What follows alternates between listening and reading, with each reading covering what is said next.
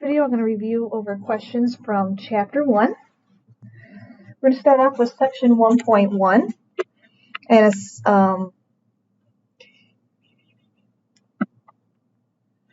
going to start off by looking at solving the following equation. So let's solve negative 3x plus 6 equals 9. And my first step is get x by itself. I'm going to get it by itself on the left-hand side, so I'm going to subtract 6 from both sides. And then divide by negative 3.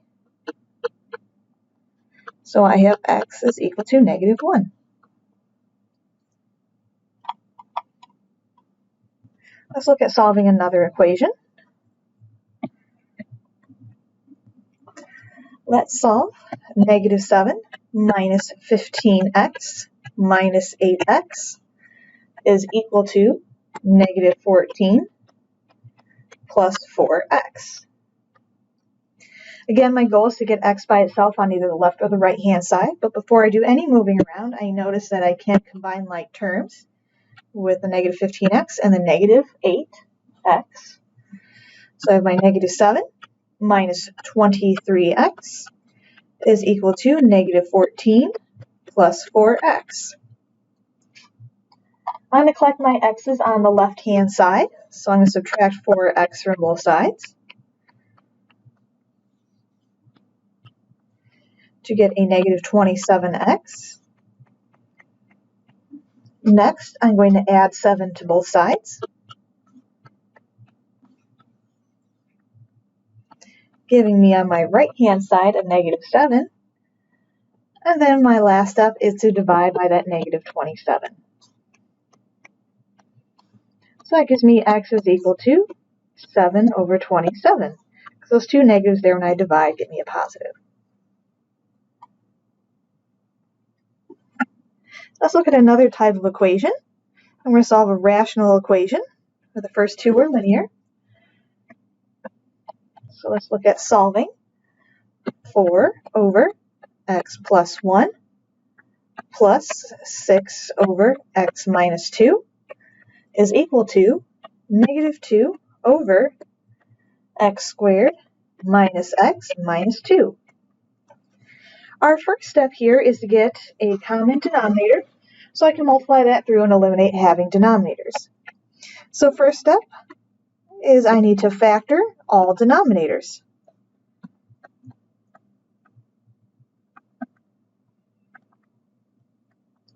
So the only denominator I need to factor is the x squared minus x minus 2, which is going to factor into x plus 1, x minus 2. Next step, I need to find my least common denominator, which looking at all three fractions, I'm going to look at each of my denominators. So I have the x plus 1, the x minus 2, and my factored one on my right-hand side. And I need to find a least common denominator. And when I multiply it through by every term, my denominators cancel out. And I'm going to use the x plus 1 times the x minus 2. Now I'm going to take that LCD and I'm going to multiply all terms by my LCD.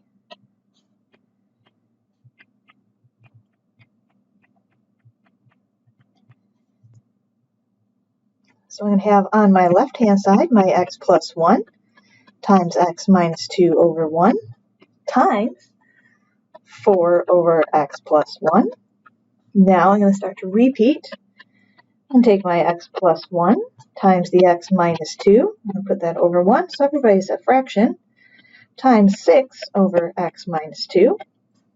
And now for my right-hand side, I'm going to take my x plus 1 times my x minus 2 over 1 and multiply that by my negative 2 over x plus 1, x minus 2.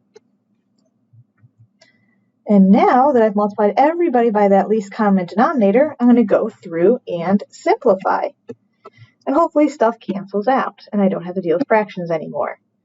So starting on my left, I notice the x plus 1 cancels out, so I'm left with x minus 2 times 4. My next one, the x minus 2's cancel out, So I'm left with x plus 1 times 6. And on my right-hand side, the x plus 1's cancel, and so do the x minus 2's. And so I'm left with a negative 2. And now I need to solve this for x. But first I'm going to distribute my 4 to get a 4x minus 8. And I'll distribute the 6 to get a 6x plus 6 is equal to negative 2.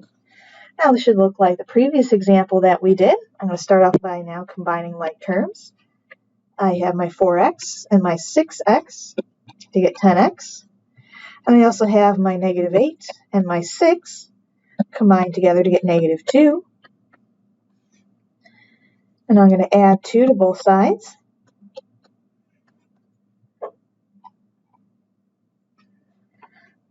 Leaving me 10x is equal to 0, and then divide by 10.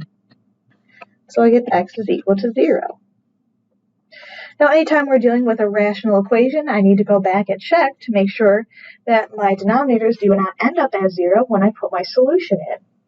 So my solution being 0, I'm going to go back up to my original problem, and I'm going to look at my 3 denominators here, the x plus 1, x minus 2, and my x squared minus x minus 1. If I put 0 into any of those denominators, if I put 0 into x plus 1, I get out 1, which is not 0. If I put it into the x minus 2, I get out a negative 2, which again is not 0. And if I put it into x squared minus x minus 2, I also get out a negative 2, which is not 0. So I do have a valid solution. 0 did not make any of my denominators 0.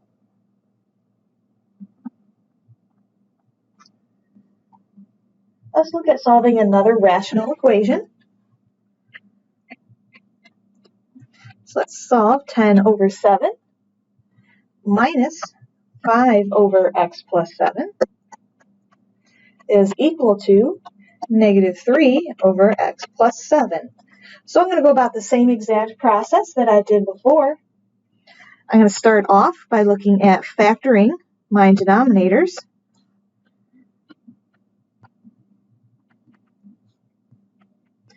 And I see that my denominators are 7, x plus 7, and x plus 7. I don't need to do any factoring, so I can skip step 1 and go straight to step 2. And I'm going to find my least common denominator. So looking at my denominators of 7, x plus 7, and x plus 7. Again, thinking, when I go through and multiply everybody, I want to figure out what would cancel out denominators for every single fraction. And I see that would be 7 and x plus 7. Step number 3 is I'm going to multiply all terms by my least common denominator. So I'm going to have 7 times x plus 7 over 1 times 10 over 7 minus 7 times x plus 7 over 1 times 5 over x plus 7 equal to 7 times x plus 7 over 1 times negative 3 over x plus 7. Now, step 4, I'm going to look at simplifying, and hopefully as I go through, my denominators cancel out. So my first one, the 7's cancel out, and I'm left with x plus 7 times 10. For my next one, the x plus 7's cancel out, and I'm left with a negative 7 and a 5. And on my right-hand side, the x plus 7's cancel out, and I'm left with 7 times negative 3. And now I need to solve for x. So I'm going to start off by distributing my 10 to get 10x plus 70 minus 35 is equal to negative 21. Before I go any further, I'm going to combine like terms. Here's my 70 and my negative 35 to get me a total of 35. Sorry, 35 equal to negative 21. Now I'm going to subtract 35 from both sides.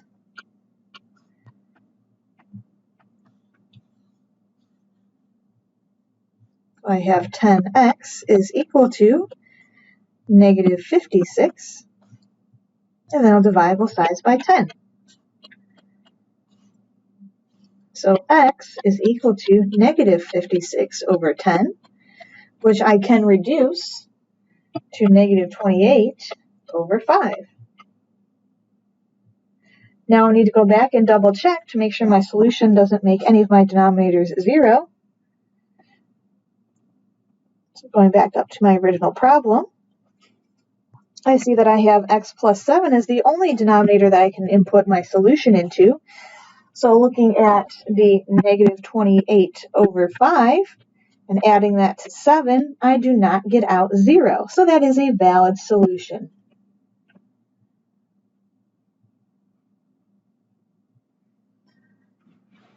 For our next problem, we're going to do a word problem.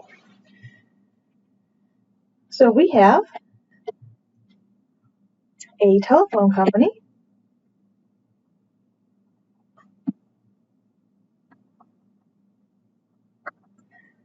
charges 26 cents per minute of talking.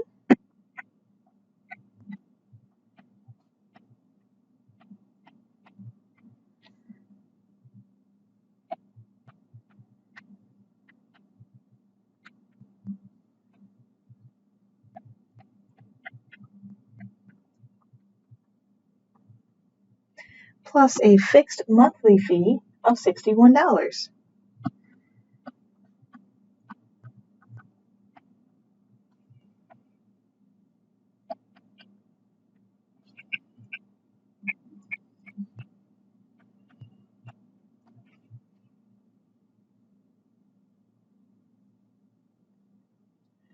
So our goal is to write an equation to represent the total monthly charge.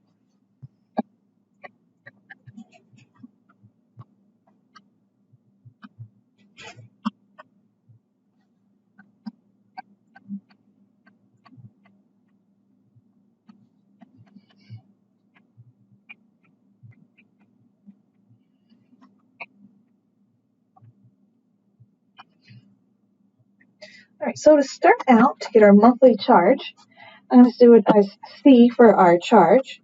I know I'm starting out definitely with the $61 per month, and I'm going to add to that how much I'm charged for the talking that I did during the month. It's 26 cents per minute, so I'm going to use M to represent the number of minutes that I have talked during that month, and it's 26 cents per minute. So once I know the number of minutes that I talked, I can put that into my equation and get my total monthly charge.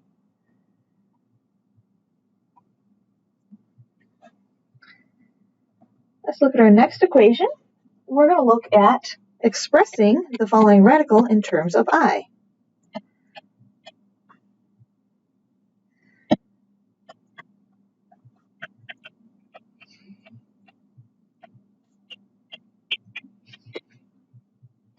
So I'm going to start off by taking that negative and bringing that out as an I from underneath the square root.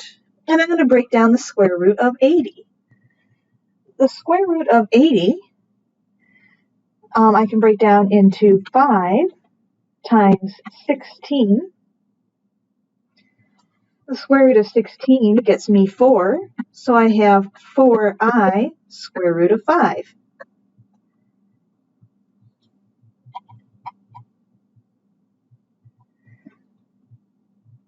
Going along with our complex numbers, let us add the following complex numbers.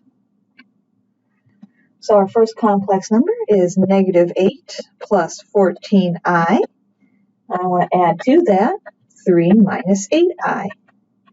So I'm going to combine like terms. So I look at my real part, which is negative 8, and 3 for each of those. Negative 8 plus 3 gets me a negative 5. And then for my imaginary parts, I have a 14i minus an 8i to get us a 6i. And there's my resulting complex number. Now let's look at multiplying two complex numbers. So let's multiply negative 12 minus 12i times 5 minus 15i. So here, to start out, we are going to FOIL. So I'm going to start out with my first to get a negative 60. My outer will get me 180i. My inner will get me a negative 60i. And my last will get me plus 180i squared. And before I go in combining like terms, I need to simplify this last term, keeping in mind that I squared is the same thing as negative 1. So this last term is really minus 180. So now I need to combine like terms. I have my negative 60 minus 180 to get me negative 240. And then I have my I term, so 180i minus 60i to get me 120i. And there's my new complex number. And let's look at our last operation here with complex numbers. And that is looking at dividing 5 plus 7i by negative 1 plus 5i. So to start out with dividing, what we're going to actually do is multiplication to simplify this. I'm going to multiply both the numerator and denominator by the conjugate of negative 1 plus 5i, which is negative 1 minus 5i. And now I'm going to FOIL the numerator. So there's my first, my outer, my inner, and my last.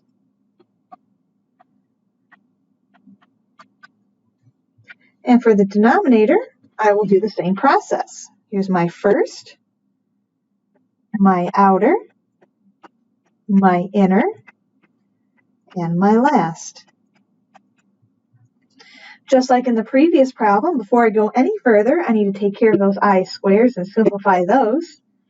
Keeping in mind that I squared is negative 1, so negative 35 turns into a positive 35. And down here, negative 25 I squared is going to turn into a positive 25. So now I'm going to combine like terms in the numerator. I have my 5 plus 35 to get me a 40. I have my negative 25i and a negative 7i to get me a negative 32i. Divided by, notice here that my 5i and negative 5i cancel each other out, and I'm left with 1 and 25 to get me a 26. Now that's not my final answer. I need to separate my real part from my imaginary part.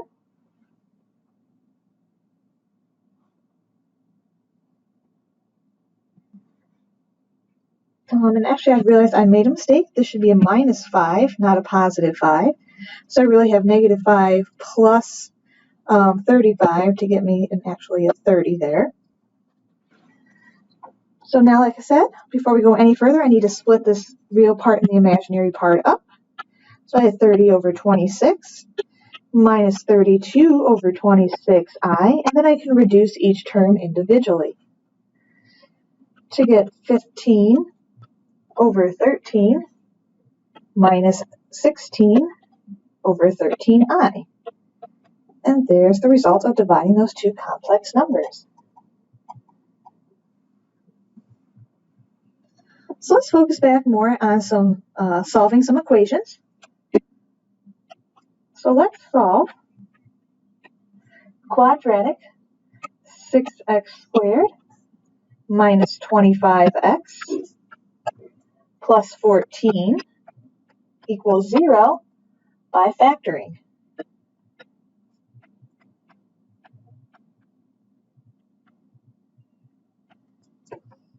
So first, by factoring, I'm going to look to see if anything is in common with any of these three terms, the 6x squared, the minus 25x, and the 14. I notice that they have nothing in common with each other. So now I'm going to go and straight to my factoring. So I need two numbers that are going to multiply together to get my 6x squared. So I'm going to try 3x and a 2x. And then I need to multiply together to get 14, which I can use my 7 and a 2. And since my middle term is negative, there we go. If you're ever unsure whether you've factored correctly, if you FOIL that back out, you should get right back to where you started. And now you can utilize the zero product property and set each term, each part equal to 0, so the 3x minus 2 equal to 0, and the 2x minus 7 equal to 0. So for my left-hand equation, I'm going to add 2 to both sides and then divide by 3. So there's one solution. For the other one, I'm going to add 7 to both sides and then divide by 2. And here's my other solution. So let's look at solving another quadratic equation in a different form. So let's solve the quadratic equation of x squared minus 80x is equal to negative 11 by extracting square roots.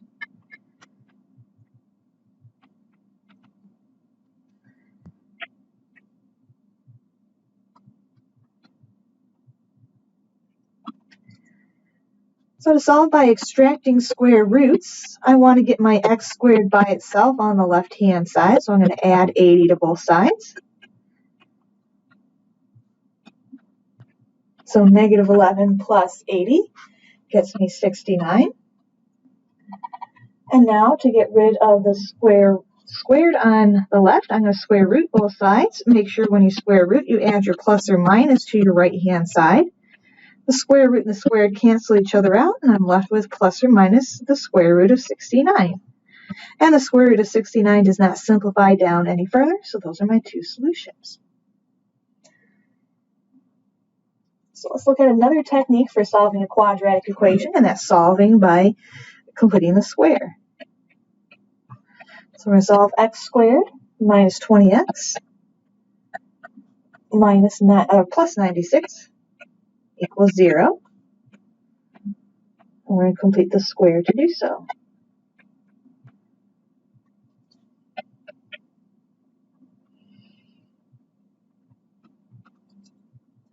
right, step number 1 is I need to make sure my leading coefficient is 1. And in this case, my leading coefficient is 1. So we don't have to do any extra work. My next step is I'm going to subtract 96 from both sides.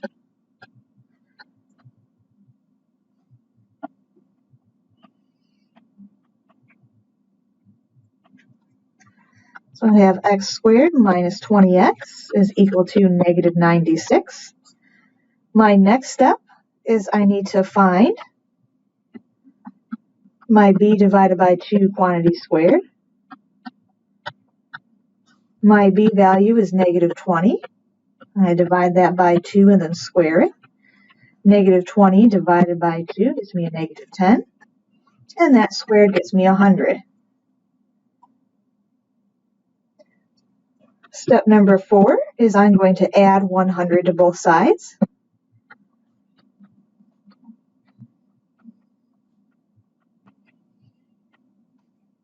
From step 2. So I'm going to have x squared minus 20x plus 100 is equal to negative 96 plus 100. And my next step is I'm going to factor my left-hand side. And this will factor into x minus 10 times x minus 10. And on my right-hand side, I'll have 4. My left-hand side simplifies down to x minus 10 quantity squared. And now I'm ready to do my last step. I'm now going to extract square roots.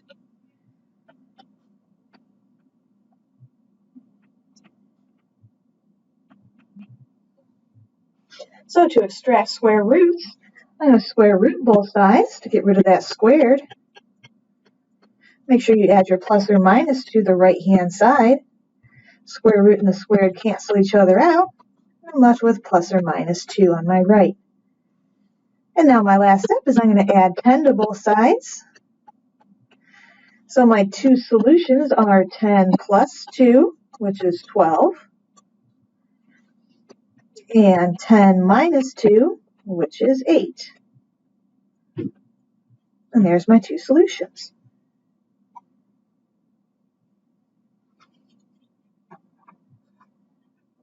And our last way to solve a quadratic is by doing the quadratic formula. So let's solve 10u times u plus 1 plus 3 equals 0.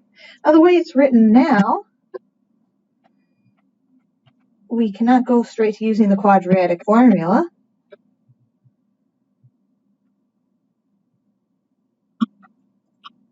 So we're going to distribute that 10u first. So I'll have 10u squared plus 10u plus 3 equals 0. And I'll go straight to my quadratic formula, which is x is equal to negative b plus or minus the square root of b squared minus 4 times a times c, all over 2 times a. So here my a is 10, my b is 10, and my c is 3. So now I'm just going to stick everything into my quadratic formula. So I have u is equal to negative 10 plus or minus the square root of 10 squared minus 4 times 10 times 3, all over 2 times 10.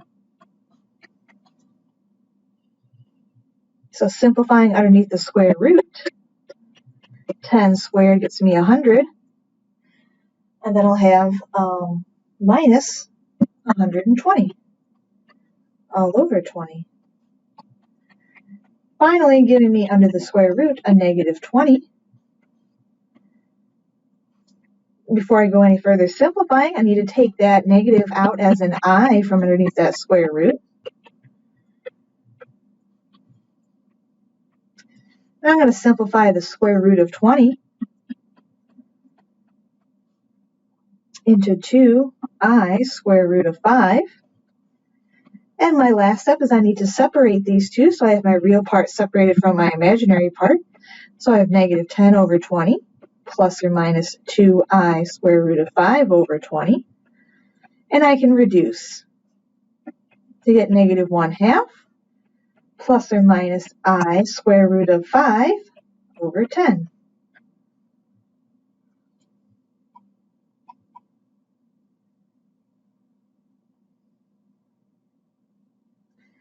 Now let's solve.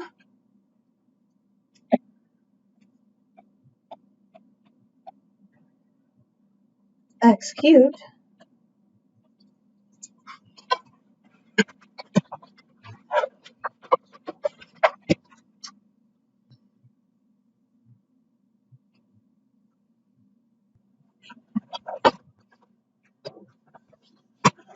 so we're going to solve x cubed minus 2x squared minus 16x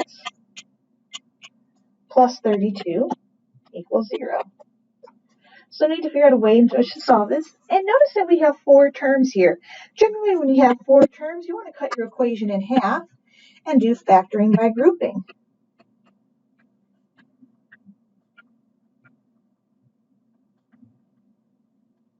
So I'm going to look at factoring the first 2 and the last 2 terms.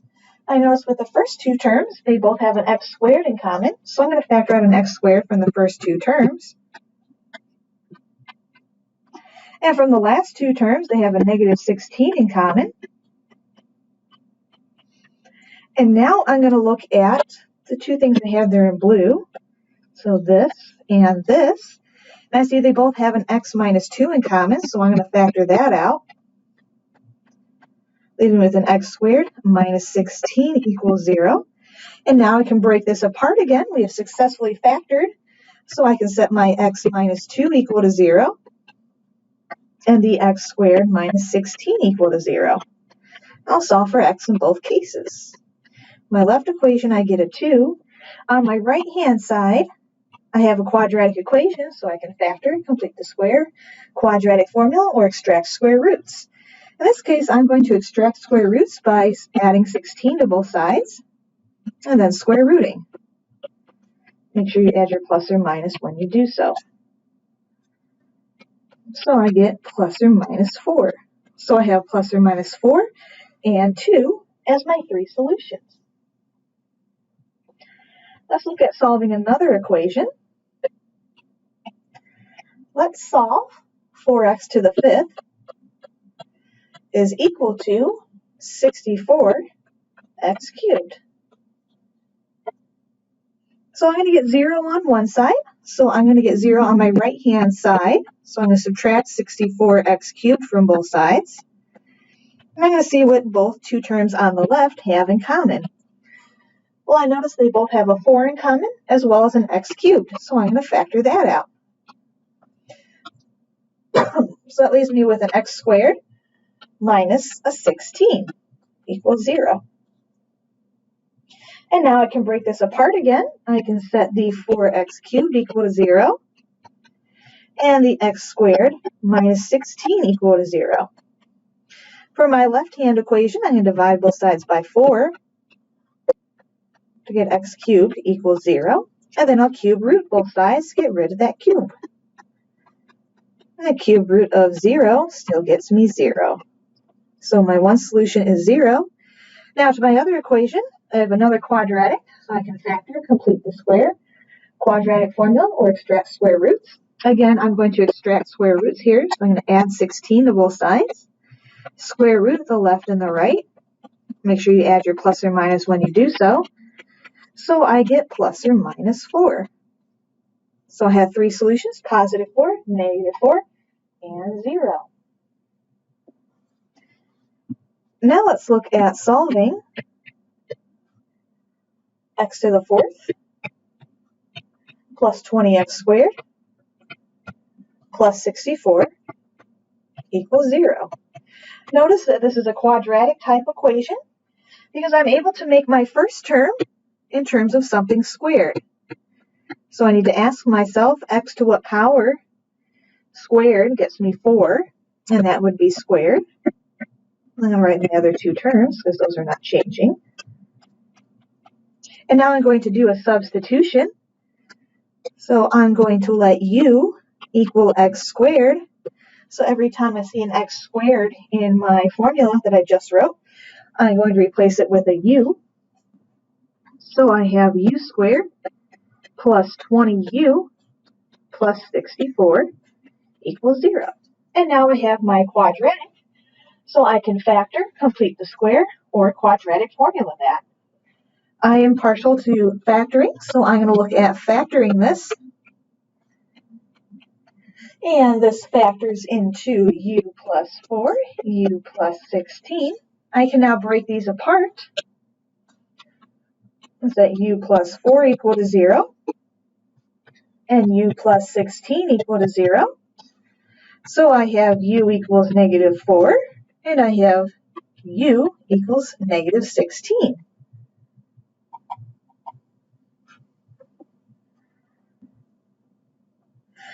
Now I started with x's. I need to make sure I end with x's. So I'm going to go back up to my substitution that I did up here and re-put my x's back in for my u's in both of these.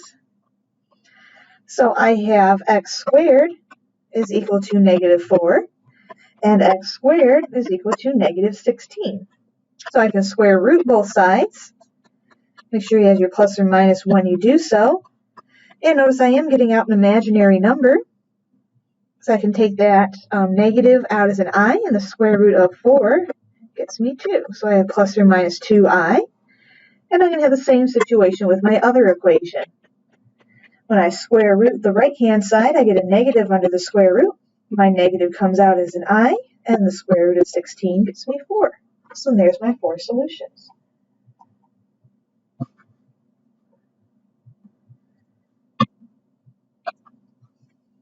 Now let's solve the equation. The square root of 3m minus 5 minus 9 equals 6. So I'm going to start off by getting my square root by itself on the left-hand side. So I'm going to add 9 to both sides.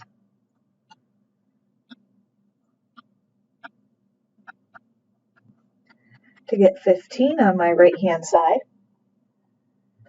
And now to get rid of that square root, I'm going to square both sides.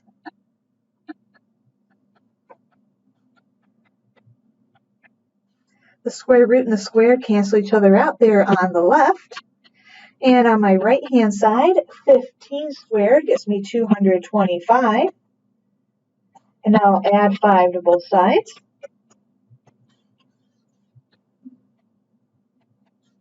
You get 230, and then I'll divide by 3. So m is equal to 230 divided by 3. And we need to go back and check our solution. So I need to put 230 divided by 3 back into my original equation right here and see if my left side equals my right side.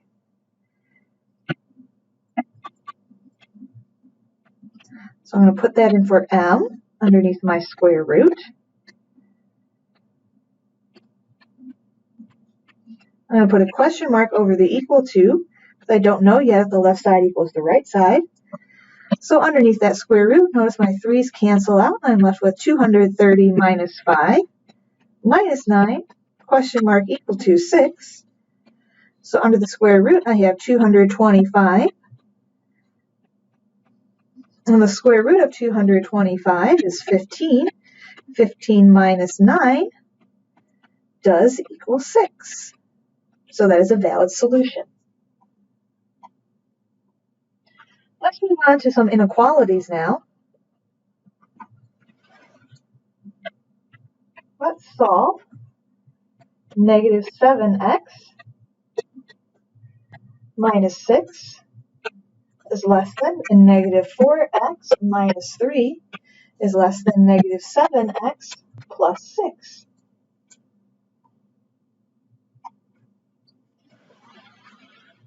So I'm going to start off by getting all of my x's in the middle. So I'm going to add 7x to all the sides. So I'm left with negative 6 on the left. In the middle, I have a negative 3x minus 3. And on my right-hand side, I have a 6. Now I'm going to add 3 to both ends and in the middle. So I have negative 3 less than negative 3x in the middle. And on my right-hand side, I have a 9.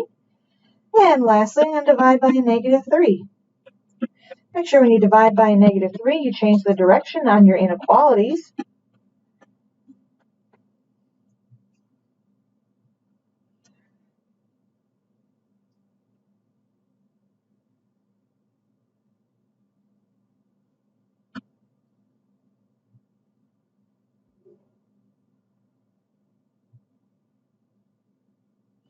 All right. So there's our solution.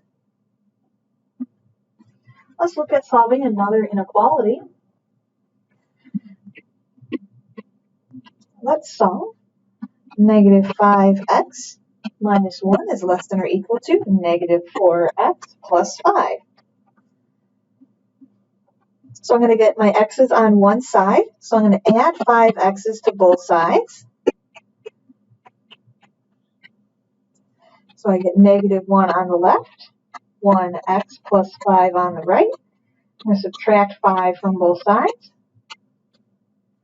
To get negative 6 is less than or equal to x. And there's my result.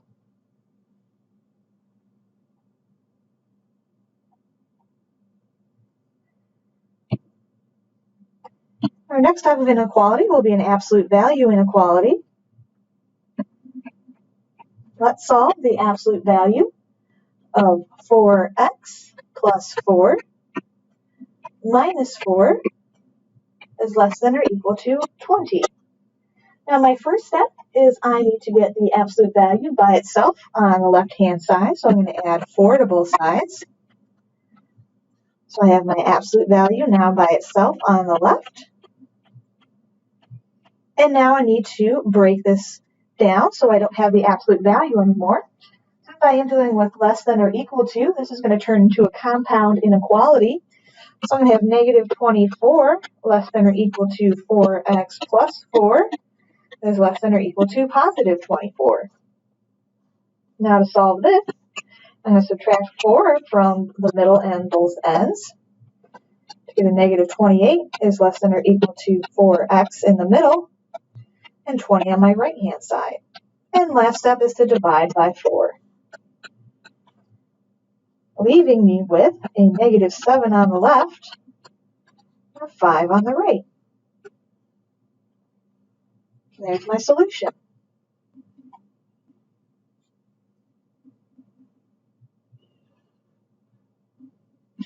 All right, so let's solve our next quadratic inequality.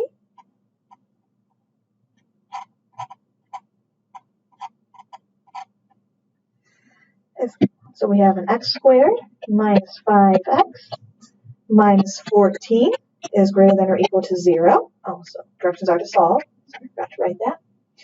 So I'm going to start off by first taking that quadratic, setting it equal to 0, and solving for x. You can factor, complete the square or quadratic formula of this. Again, I'm going to factor. I am partial to factoring. So this is going to factor into 7 and 2. So let's see, this would be a negative 7 and a positive 2. So I can break this apart and to get x minus 7 equals 0 and x plus 2 equals 0. So I get negative 2 and positive 7 as my two solutions.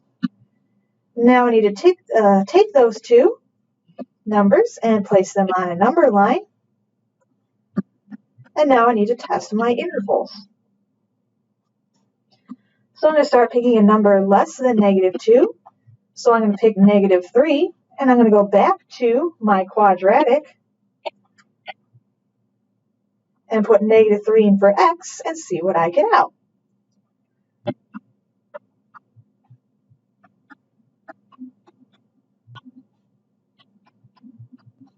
And you should get out a 10. So I'm going to put a plus here to indicate I got a positive value. Next, I'm going to pick a number between negative 2 and 7. I'm going to pick 0 and put that into my quadratic equation. So I get 0 squared minus 5 times 0 minus 14 equals negative 14. And lastly, I need to pick a number bigger than 7. So I'm going to pick 8 and put that into my quadratic equation and see what I get out. Leaving me with, again, a positive 10. So I'm going to put a plus here. And now I need to analyze my result of my sign diagram. My original, I want to be greater than or equal to 0, so I only want the positive intervals.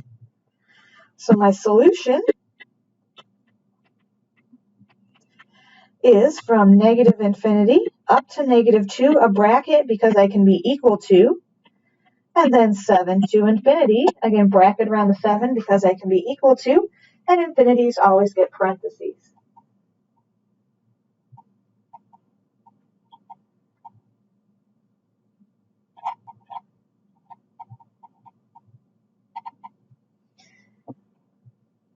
And now let's look at some circles. So we want to write the equation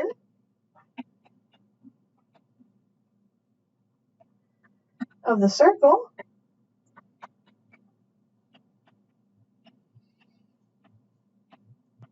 with center of 3, negative 5, and a radius of 5.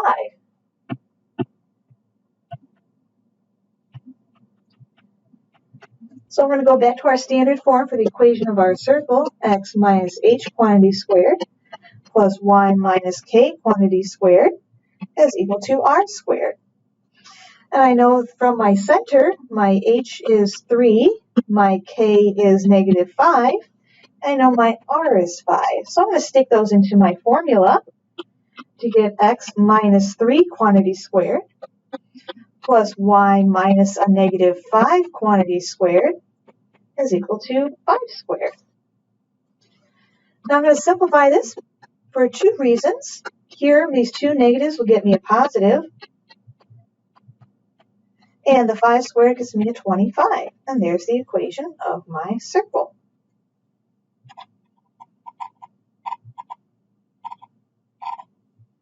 And that concludes our review of Chapter 1.